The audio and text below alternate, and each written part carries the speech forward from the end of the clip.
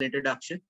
At the outset, first, I would like to thank Bamboo Society of India for giving me this opportunity to share this forum and share my experience on this forum.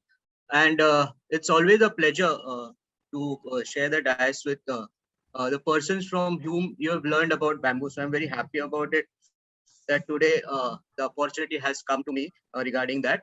I have made a small presentation which I would like to share with you about the case study of Bambusa Balpua, which I started in the year 2011. So I'm sharing my screen. Just let me know whether it's visible.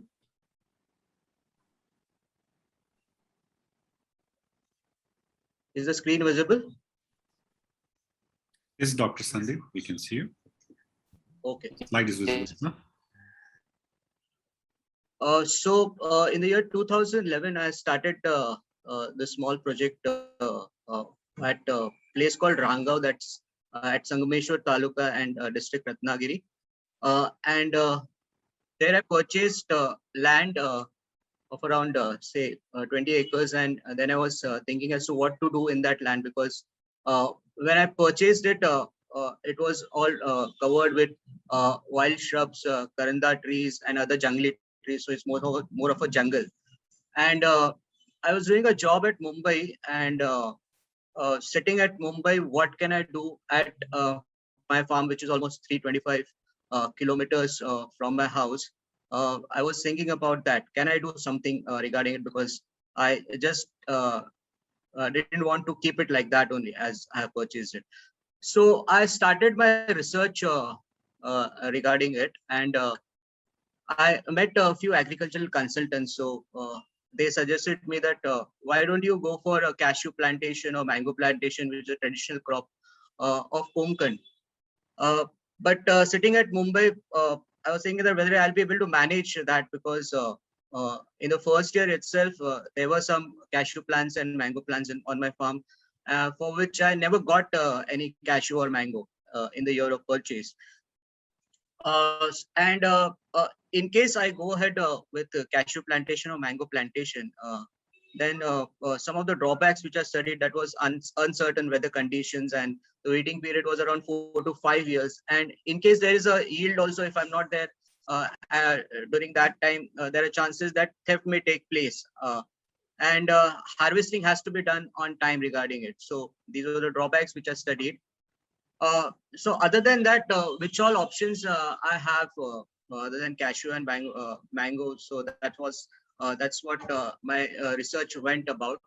And so I went to Dapoli Krishi Vidyapit, where they suggested me that if you're sitting at Mumbai, why don't you do a teak plantation or sandalwood plantation? Uh, but there also the drawback was that the waiting period was almost 20 to 25 years, and the for transport and cutting, the forest department permissions were required, are still required for it. Uh, in the meantime, one incident happened with me on the farm, which was like a tube light moment for me. I call it a tube light moment because there were a few clumps of bamboo on my farm, and there were of local species of Konkan, that is of Stocksy, which they call it as manga. And once I was there on the farm, and the agent came on the farm, and he asked me that, do you want to sell these bamboo poles? And there were around, say, 200 bamboo poles of this manga species or Stocksy species. And he said that I'll pay you 40 rupees for it. And it was a tube light moment for me, because I mean, without doing anything, okay, this person is ready to pay me 40 rupees for a pole for the bamboo clump, which may be around, say, 15 to 20 years old during that time on my farm. And so I started doing further research regarding bamboo. And in Dapoli Krishi Vidyapit also, they suggested me that bamboo is also one of the option which you can go for on your farm, and which can be easily managed by sitting in Mumbai. Okay, so so I tried to study the drawbacks of bamboo also. So there also the waiting period was 5 years, and the major problem with bamboo was it was difficult to predict flowering, because in 2009, 2010, bamboo was not as popular as it is today. And people told me that, are you crazy that you're going for bamboo plantation, because that's not a crop to be grown on the farms. And it was very difficult to predict flowering because there was no assurity of the plants, I mean the saplings that you get on the bamboo, because bamboo has an age of 40 to 45 years, and suppose you get a sapling at the age of 43 from the mother plant, then after 2 years that bamboo may have a flowering and it may die. So that was a major challenge to me. And the other was the forest department permissions that were required for transport and cutting during that time, which are not now. And of course the availability of good saplings.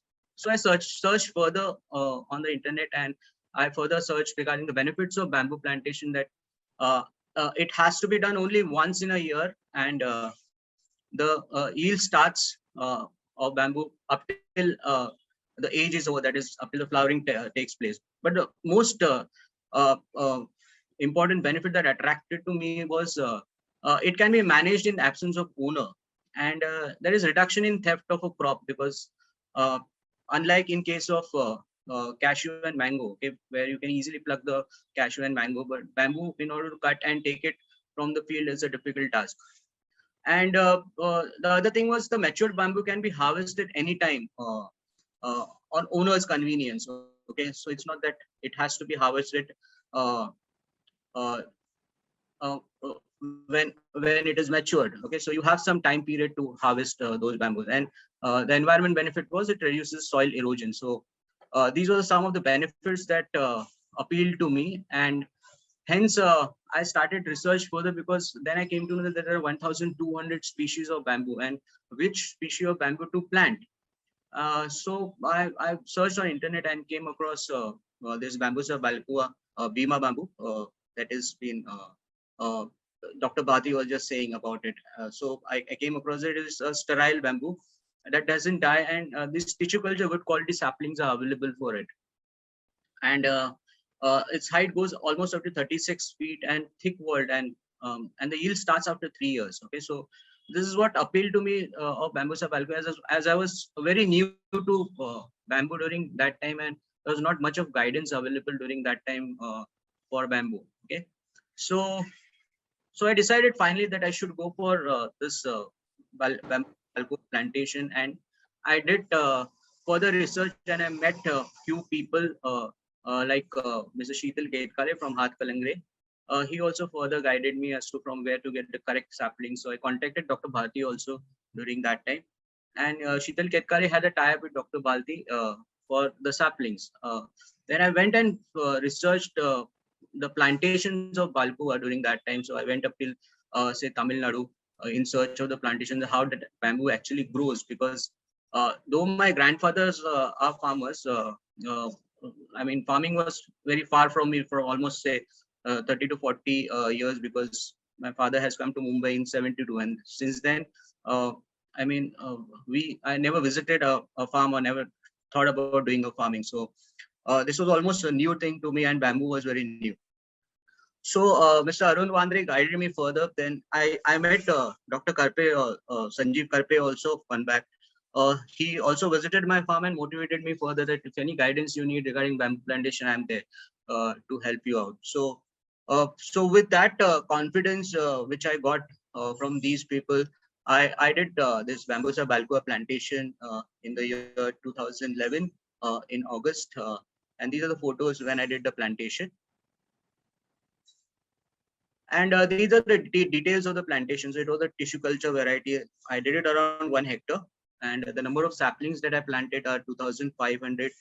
The spacing was 4 feet by 10 feet, and the pit digging was of 2 feet by 2 feet by 2 feet. And when I did this plantation, since I'm a finance student, so I keep a track of all the expenses that takes place, even a day-to-day life. So I thought that why not make a case study of it, and why not do a proper study regarding it. So that was a thought in my mind. So I started keeping a track of all the expenditure that was taking place on the farm for this bamboo plantation. And during that time, the total expenses for 1 hectare plantation came to around 3,53,925 for me. Sounds to be a bit higher during that time in the year 2011. It is because of this drip irrigation cost. Okay, so I was not much familiar with this drip irrigation. So person who did drip irrigation on my farm during that time okay, maybe charge me more. So that's why the cost has gone up.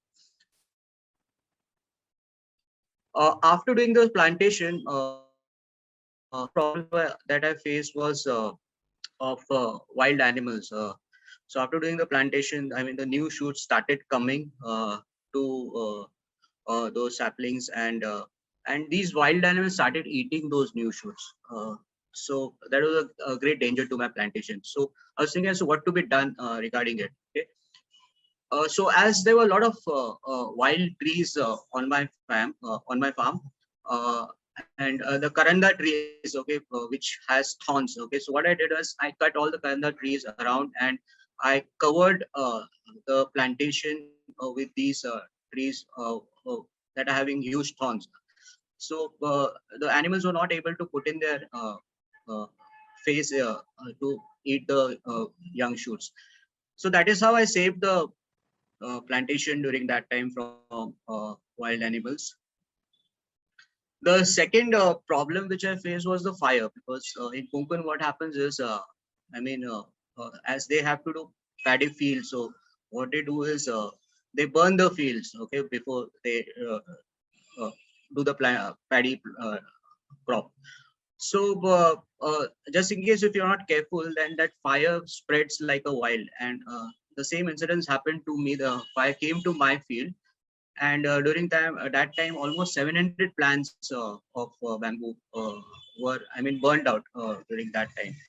And if you look at this plant that is on the right hand side, this is a brandy saw. So this also I planted during that time, few of them, okay, just for experiment. And this also was burned out. Okay, the reason I'm showing you this, because later on I have a slide that what is the status of this brandy saw today. Okay. But I was fortunate enough that in the same on the same day rain came, and that is how the plantation was saved. So almost 90% of my plants were saved, and they are alive, which were burned during that time. This is how the plantation looked after a year's time, that is in the year 2012. So my expenditure regarding fertilizer application, cleaning, weeding, supervision came out to be around 27,400 per acre in 2012. And the height of the plantation was almost 10 to 12 feet with around 3 to 4 shoots. And the diameter of each pole was around half inch. This is a photo of in 2013, that is 2 years after the plantation. In the second year, the cost was around 34,600 per acre of fertilizer application, cleaning, weeding, supervision, and miscellaneous. And the height at the end of second year was around 15 to 18 feet, and number of shoots were 3 to 4 again, with a diameter of each pole around 1 inch. This is in the third year, that is 2014. So it became quite dense. And if you look below, I mean, so the weeding cost reduced a lot during that year, because there was no grass grown, as the sun didn't reach the ground part, and hence the weeding cost was reduced. But still, the cost is slightly more, that is 46,800 per acre, because this is when the fire took place on my farm, and I had to replace the entire drip irrigation lines during that time. The height was almost 20 to 25 feet, and number of shoots were 3 to 4, and the diameter of the pole was around 2 inch in 2014. This is in the next year, that is 2015, where my cost was 34,000 per acre, okay, for fertilizer application, cleaning, weeding, supervision, and so on. And this is what the height I had achieved, that is 25 feet to 30 feet, with the number of shoots around 3 to 4 again, and a diameter had increased considerably, that is around 2.5 inches on an average for a pole. This is for 2016, where my actually maintenance cost started coming down now, that is 33,600 per acre in 2016. And the height was almost full height, that is 30 feet to 36 feet. And number of shoots, if you look at around 3 to 4 shoots at an average, okay, for each clump. The diameter of the clump on an average 3 inches. And this is what the photo of 2017. So where the cost was 46,000 per acre, the maintenance cost. Height almost 40 feet, 35 to 40 feet, and number of shoots were around 4 to 5. So this is the average diameter of the pole 2000, which I got in 2017, 3 to 4 inches. And this is of 2018, okay, where the plantation now is fully matured plantation. And if you look at the cost, which has decreased considerably, that is around 20,000 per acre. Then the number of shoots and the height was almost constant after this, with diameter of almost 3 to 4 inches, which was again constant after 2018, and still I'm getting the same. This is 2019, okay, where I focused completely on how to reduce my maintenance cost. So that came down to around rupees 15,000 per acre, because then I started shifting from towards the organic fertilizers, that is the natural fertilizers like earthworm manure, which I started making it from the dry leaves, which I got it from the plantation. So number of shoots, everything was constant. Height was 35 to 40 feet. That is same as that of 2017. Diameter is also now constant. That is 3 to 4 inches. And this is a photograph of 2020 June. Okay, the number of shoots. I mean, on an average of 4 to 5 now, but at some of the clumps, okay, it goes up to 6, 7, 8 also. So this is a video of my plantation. So I'll just run the video just to give you an idea of how it is now. Okay, so this is the height.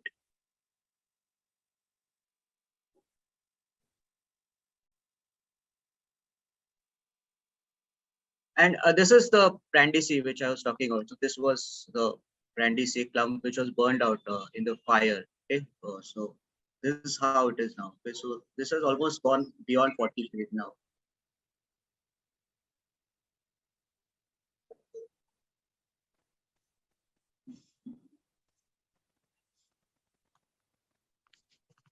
This is the diameter of Brindisi. Okay, maybe more than 4 to 5 inches. Okay, I still have to measure it. And this is the application of fertilizers, okay, year-wise. So initially, I focused on urea, DAP, and potash. And in grams, this is the this is how it was given to the plantation. And 2020 onwards, then I shifted on to the organic manure. Okay, I majorly concentrated on how to prepare the earthworm manure and the cow dung manure, and that was given to my plantation, and that's coming up very well, which has reduced my maintenance cost considerably. Then I thought that I mean I have to do classification of my poles, okay, year-wise. So I started giving them color. Okay, so I've done the color code. So 2016 I've used the color white color. 2017 I've used yellow color. 2018 I used blue color. 2019. And this is a video of how the harvesting was done. Okay, so one of the videos how the harvest is done.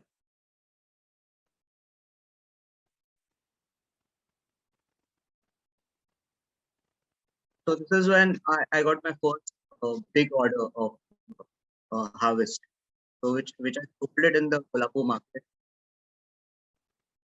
and the harvesting was done manually by this local labor, and instrument uses that they call it to cut bamboo pole.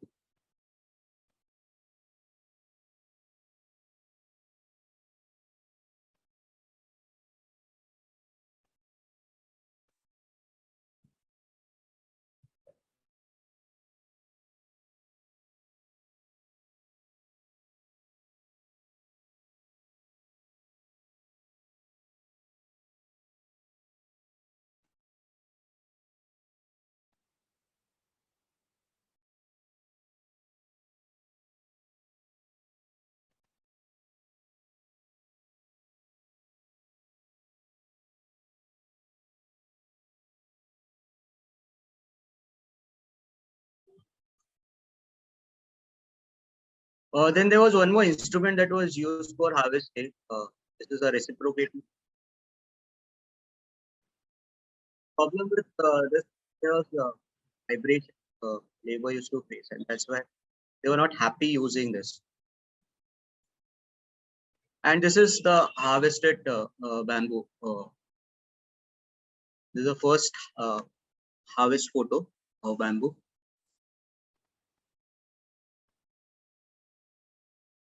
And this is a video of how it was. The moisture retains because the more greener the bamboo, the more price you get. So as the bamboo price reduces in the local market. Harvested bamboo kept at the tree. Okay, so this is a low part that is we call it Impa.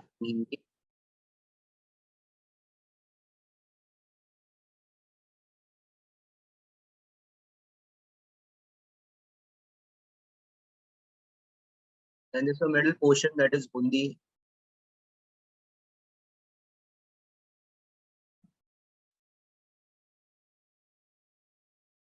And this is the first truck that was loaded, which was and sold to Kolhapur market. And then I've been selling it to Kolhapur market, Mumbai market, and even the local agents come to my farm and take it. So it's a most precious photo because it's the first truck of bamboo from my farm. Now there were also a few small poles which were of size less than 2 inches, which I sold to the farmers who are doing tomato farming, or the grapes farming. So this I sold at lump sum altogether because in the first, second, third, fourth year, the size of pole is less, that is less than 2 inches. And this is what I got rate per pole. Okay, so this chart will give a fair idea as to I started getting income from my plantation from the year 2015, 2016. The rate I got was 30 because the pole diameter was less than 2 inches. And then it started increasing.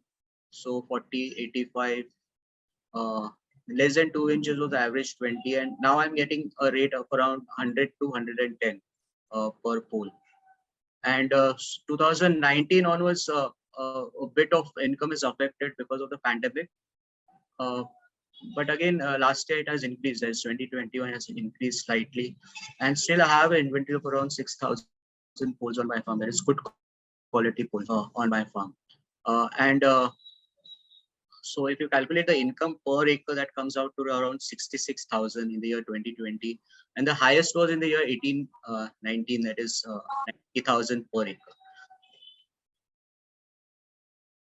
And then the most important is I made an income statement, or we call it as profit and loss account for the plantation, which I did.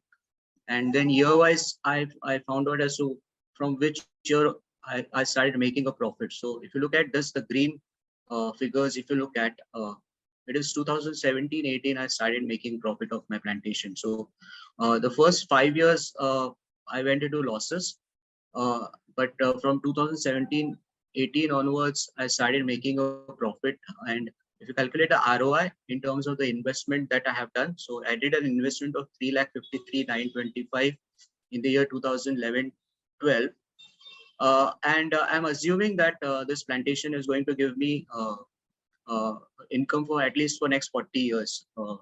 So what I did is, like in other cases, when we purchase a machinery, in case of factory, where we charge depreciation, what I did is I divided this entire investment into life of 40 years.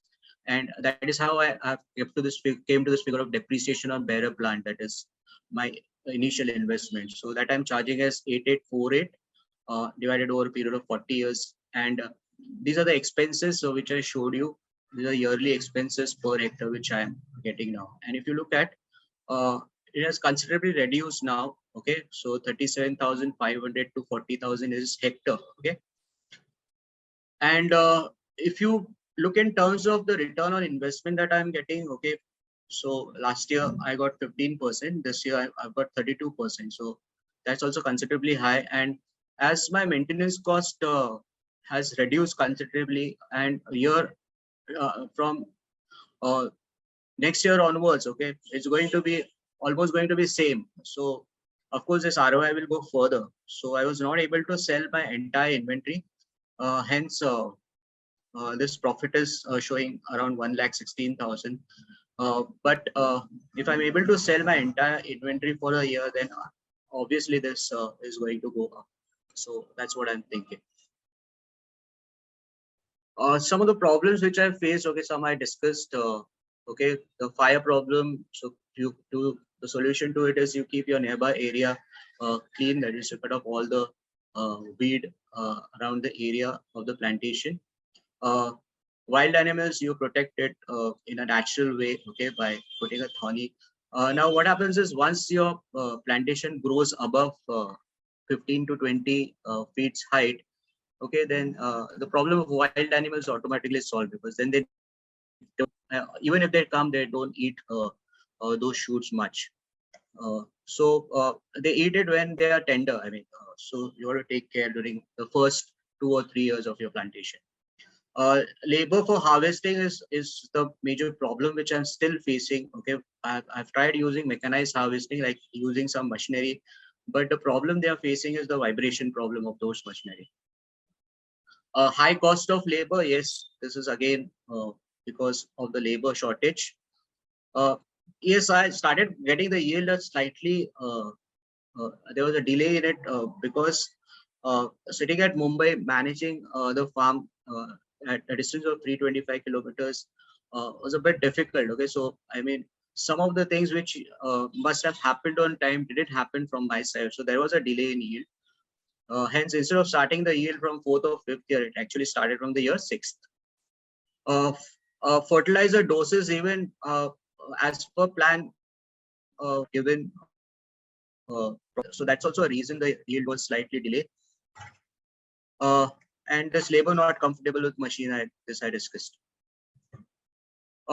This is a photograph of the deputy collector during that time, Dr. Pearl, who visited my farm, was very happy. And he said that the same thing he wanted to implement in his district, that is Bir district. These are some of the school teachers and children now come to my farm to take environment sciences lessons. So these are the photographs. This Sarpanch of my village, that is Ranggaon. These are some of the appreciation letters which are given to me after doing the plantation, and this is what was awarded to me by Vasantrao Naik Pratishthan, that is Krishi Gaurav Puraskar in the year 2019. And with success of my plantation of Bambucha Balcoa in 2011, okay, I've increased the plantation now in 2018, and I've added few more species. Out of which, if you look at, so I planted around 6,490 saplings, out of which today 4,675 are alive. Okay, and this may give me income in future. So maybe in the next 2 years, okay, I'll start getting income from all these species. This is the video of the Tulda plantation. Okay, so this was planted in 2018, so almost reach a height of around 35 feet. This is how it is done. So this was a video after 2 years of plantation.